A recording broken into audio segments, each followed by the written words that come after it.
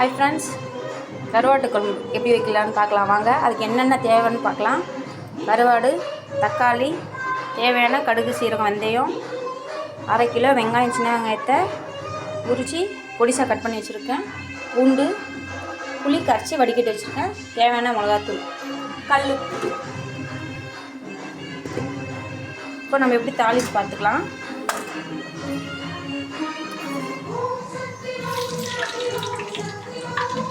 அது கடுகு போட்டுக்குங்க, நல்லா தாராளமாக. கொஞ்சம் சீரகம் நிறையா போட்டுக்குங்க. வெந்தயம் நிறையாவே போட்டு, நான் நிறையா செய்யறதுனால நிறையா போடுறேன். உங்களுக்கு தேவையானதை போட்டு செஞ்சுக்கோங்க. நல்லா பொரிஞ்சு வரட்டும். கடுகு பொரிஞ்சிடுச்சு. இப்போ பூண்டு போட்டுக்கலாம்.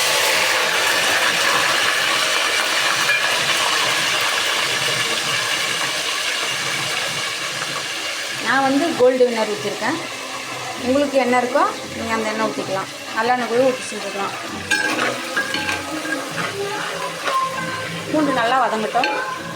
பூண்டு ஓரளவுக்கு வதங்கிடுச்சு லைட்டாக, ரொம்ப கலர் மாறணும். ஓரளவுக்கு வதங்கினா போதும்.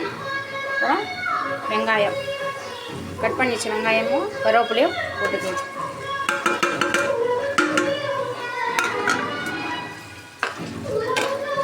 இது நல்லா கலர் மாற்றோம். அப்புறம் காட்டுறேன். இப்போது இந்த வெங்காயம் கலர் இதுதா, இந்த வெங்காயம் கலர் இப்படி மாறணும். மாறினாட்டி இந்த தக்காளியை இதுக்குள்ளே போட்டுக்கணும். போட்டுட்டு எனக்கு தேவையான அளவுக்கு உப்பு, கல்லுப்பு, இது நல்லா வதங்கட்டும். அப்புறம் திரும்ப காட்டுறேன். இந்த அளவுக்கு நல்லா வதங்கிடுச்சு. வதங்கினோடனே மிளகாப்பொடியை போட்டு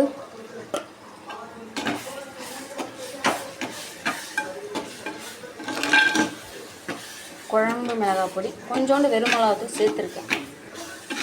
இப்படி நல்லா கலக்கி விடுங்க. நல்லா வதங்கட்டும். இது நல்லா வதங்கணும். இந்த அளவுக்கு மிளகாப்பொடியை போட்டு நல்லா ஒரு வதக்கு. சிம்மில் வச்சுக்கினே வதக்கணும். நல்லா தீஞ்சு போயிடும். நல்லா வதக்கிட்டு அதுக்கப்புறமா கரைச்சி வச்ச புளி தண்ணி,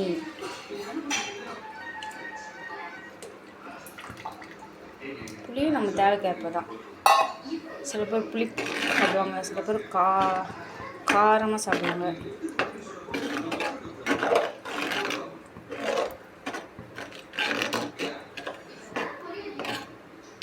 தான் குழம்பு பார்த்திங்களா, நல்லா சுண்டி கொதிச்சு வரட்டும். அதுக்கப்புறம் நம்ம கருவாடை பொடி இறக்கலாம். இதோ கருவாடு அலசி வச்சுருக்கேன். இங்கே பாருங்கள். அவ்வளோதான். இந்த மாதிரி கொதி ஒரு 10 நிமிஷம் புளி ஊற்றி கொதிக்க விட்டு அதுக்கப்புறம் கருவாடை, அலசின கருவாடை போட்டு ஒரு சிம்மில் வச்சு ஒரு 1/2 மணி நேரம் கொதிக்க விடுங்க.